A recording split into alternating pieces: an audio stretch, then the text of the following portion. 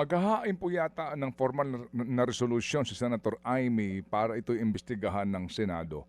Ang inyo ho bang mga ngayon ay tinutulungan na 18 mga kalalakihang ito at kayo mismo ay handa kung sakasakaling magpatawag ang Senado o kayo ho ba mismo may panawagan sa Senado na pansinin po itong inyong itong mga sinisiwalat ng mga inyo pong tinutulungan ngayon na 18 mga kalalakihan? Uh, well, nasa discretion ng Senado kung gusto nilang pakinggan ang sinasabi ng mga dating sundalo po na ito. Kaya po wala akong kinausap na sino mang mambabatas para pakinggan nila ito. Ang nasa isip po namin ay sa ombudsman para magkaroon ng investigasyon dahil yung mga institusyon natin, Senado, House of Representatives, hindi natin po maiwasan na mapopoliticize lamang yung kanilang pagdinig. Mm-hmm.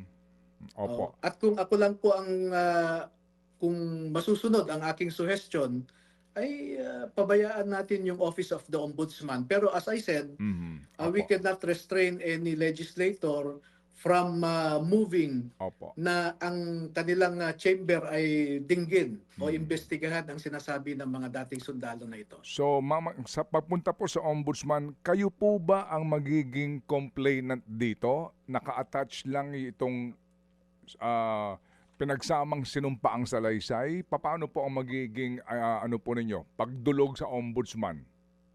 Ang gagawin ko po ay merong covering transmittal letter at naka-attach yung kanilang affidavit. It's just a referral to the Office of the Ombudsman to review the pinagsamang sinumpaang salaysay.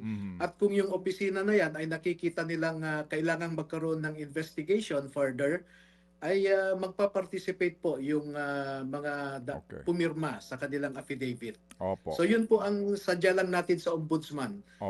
Ibigay sa kanila ito. At alam naman po natin na ang ombudsman ay pwede namang mag-imbestiga kahit anonymous na complaint. Ito po naman ay pirmado, notaryado. Mga kapatid, brothers and sisters, saan ka pa? Dito na tayo sa totoo. Dito na tayo sa True FM. Mga kapatid, mag-subscribe and follow po kayo sa social media accounts ng True Network PH. Yan po kami. Hanapin nyo lang True Network PH, Facebook, Instagram, YouTube, TikTok, and podcast. Mapa Apple or Spotify man yan, mahahanap nyo kami. Lahat ng mga napapanood at napapakinggan nyo po sa programa, nasa social media accounts namin yan. So, paano mga kapatid? See you sa social media!